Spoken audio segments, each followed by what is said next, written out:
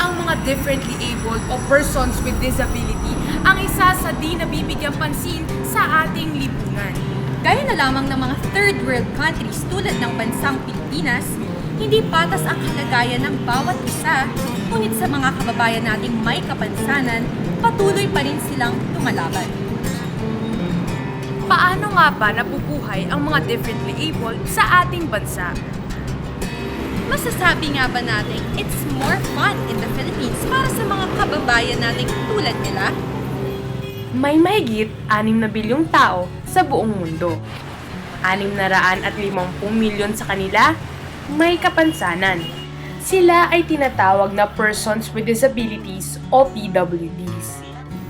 Ayon sa Batas Pambansa No. 344, ang Persons with Disabilities o PWDs ay nakakaranas ng kakulangan sa abilidad na gawin ang mga aktibidad sa paraan na maituturing na normal ng isang tao. Si Michael Angelo Carrion ay isang 4th year political science student.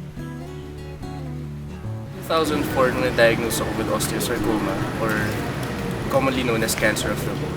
2005, na-clear na ako of cancer. Pero tinitry nilang i-salvage yung left leg ko. Pero yun lang, madaming complications. I decided amputation. Kasi ayoko na masayang yung oras ko na idle ako na for 2 years. I immediately wanted to go back to school. Ano yung difficulties ko bilang PWD? Una na siguro dito yung infrastructure-wise. Kasi yung school ko, hindi lahat ng buildings may elevator. Tapos, stairs lang. Tapos may classes pa ako sa 3rd floor. So, for me, medyo nakakapagod siya. Mahirap siya. Tapos, pag umulan pa, yung mga daanan, minsan malumot, madulas. Actually, 3 times na yata ako nadudulas. Tapos, ayun, pangalawa, mahirap din yung nagko-commute. Kasi pag sumasakay ng tricycle, mababa, mahirap sumakay. Pag jeepneys naman, alam mo naman yung mga jeepney drivers, parang bigla silang umaandar na walang pakundangan kung sino sumasakay. Tapos, sa LRT naman, madalas hindi gumagana yung elevator eh. Tapos pag nag-stairs ka naman, sobrang taas na kailangan ng tripling ingat pag bumababa ka. Tapos masyadong nakaka-stress, nakakapagod pag umakyat ka. Kasi, yan nga, matarik. Kagaya ni Michael Angelo, si Rude Sareta alias Toto ay 36 anyos at mayroong polio. Dinapuan siya ng polio noong siya ay 3 taong gulang lamang. Simula noon, namuhay siyang hindi nakadepende sa kanyang mga paa. Hindi ako makapunta sa mall kapag walang kasama. Mahirap. Ay, elevator, reklamo ko ng reklamo eh. Hirap kayo umakyat dun sa taas, ginagapang ko dun sa may... Sinadya naming samahan si Kuya Toto sa araw ng kanyang pag-grocery sa isang mall malapit sa kanila. Pagkarating namin sa mall, sumalubong sa amin ang mahabang hagdan. Kinailangan naming magtanong kung nasaan ang elevator ng mall. Mahaba-habang lakaran din ang aming ginawa para makarating sa nag-iisang elevator ng napakalaking mall.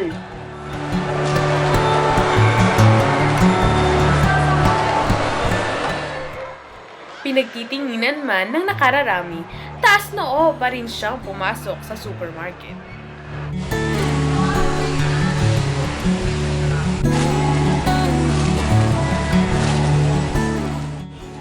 Dahil nakaupo siya sa kanyang skateboard, kinakailangan niya pa rin ng tulong para maabot ang mga kailangan niyang bilhin.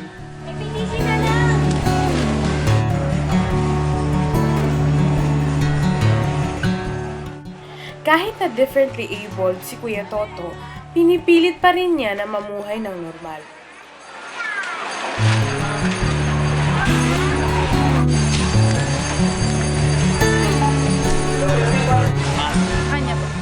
Ngunit, isa sa kanyang kahirapan ay ang mga pampublikong CR. mahirap mag-CR sa panglalaki kasi nakakatayo sila. Tsaka doon ako nag-CR sa pangbabae.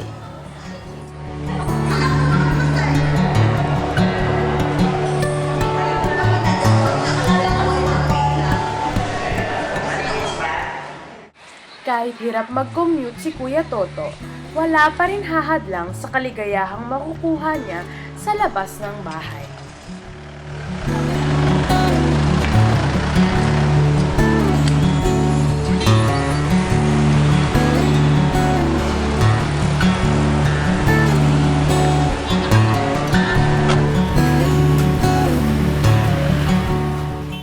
Ako sa Orlando Villalobos, 32 anyos. 4 na taong gulang si Mang Orlando nang tamaan ng polio. Bagamat siya ay nakatungtong ng high school, hindi siya pinalad na magkaroon ng pangmatagalang trabaho. Nakagraduate ako ng high school. Nag-apply ako ng janitor pero hindi ako nagtagal doon.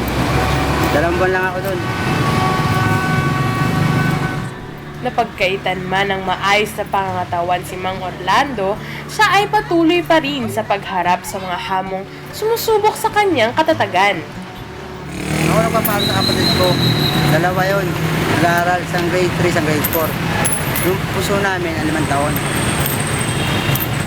Gaya ni Michael Angelo at Kuya Toto, siya ay hirap din sa pagko-commute.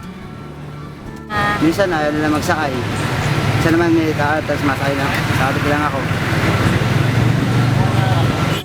Sa mga ikinwento sa amin nila Michael Angelo, Kuya Toto at Mang Orlando, ay masasabi ng mahirap talagang makipagsabayan kapag mayroon kang kapansanan. Ano naman kaya ang kalagayan ng mga PWD na kabataan? Inalam namin kay Miss Jeannie Villanueva na Program Coordinator ng Kaisa Incorporated kung saan nagtitipon-tipon ang mga magulang na may anak na differently abled. First namin, yung nanay mismo. Kasi ang beneficiary ay mga anak namin. So, ganun yung tinatakbo ng program. Ang ina-advocate namin, unang-una, yung mother-to-mother approach.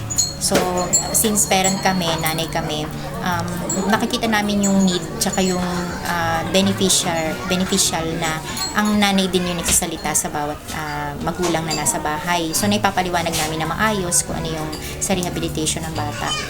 Community-based rehabilitation yung program namin. Bali, ang ibig sabihin nun, nag-area visitation kami, although meron kaming center sa Malate. Yung center namin merong physical therapy, occupational therapy, early intervention classes, pero ang concentration ng program is on organizing yung mga parents. So, alam namin na pag united ka, mas may boses. Talaga na attention na tsaka nag-aalaga sa kanya dahil sa sakit niyang cerebral palsy. Siyempre bilang isang magulang, talagang mahirap talagang alagaan siya. Papaliguan mo siya, papainumin mo siya ng gamot. Tapos yung iintindihin mo talaga siya dahil hindi marunong magsalita. Manuel Luis Pangilinan. So, nakita naman ninyo yung kalagayan, no? yung father lang yung nag-iintindi ngayon and hindi niya masyadong alam yung naging problema ng bata since yung mother yung dating nagpapacheck up, yung mother na iiwan sa bahay. Meron siya cerebral palsy sa ngayon. Pero ang main cause ng niya is meron siyang yung nagkaroon ng problema yung brain niya. Hindi siya normal ng yung talagang size niya. And syempre kung magkakaproblema yung brain natin, lahat-lahat na yung function ng katawan natin nagkakaproblema din.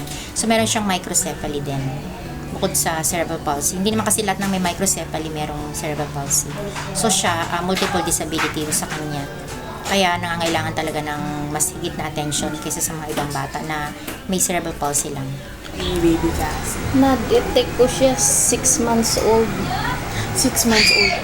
Kasi hindi siya nagre-respond sa mga tawag ko sa kanya. Cassie, Mariantea, Cassie Sawit, haba ng pangalan.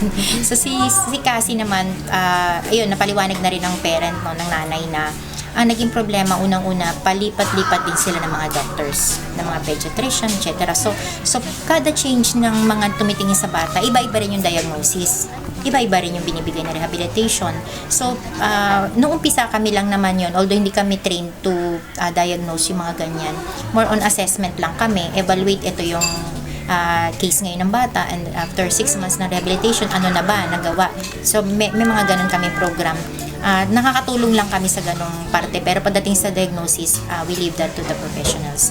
Ang problema lang nga, palipat-lipat ng pabago-bago. Pero as a whole naman talaga, ang alam namin is global developmental delay. Kaya lang kasi may mga manifestation ng autism yung bata. Meron siyang mga certain behaviors na ginagawa na yung pa-flapping ng kamay na nakikita sa mga batang may autism. Kaya ganun yung nagiging case ng bata. So, nung maliit, iba. Nung ngayon lumalaki, nag-iiba rin yung mga ginagawa niyang behavior. So, iba rin yung nagiging diagnosis. Ganun. Nabuntol ng aso. Handro, no? Si Ali. So si Ali, yun nga sinabi naman ng lola niya, yung caregiver ng bata na ang case ng bata, meron siyang problem sa bone, na brittle siya, madali siya ma-break. So yun nangyari sa kanya, nabangga lang ng aso yung kanyang tuhod, yung middle ng kanyang paa, nag-break agad yung bone niya. Ang suspect siya talaga nila is merong brittle bone disease yung bata. Although ang pinakaano is medial osteoporosis.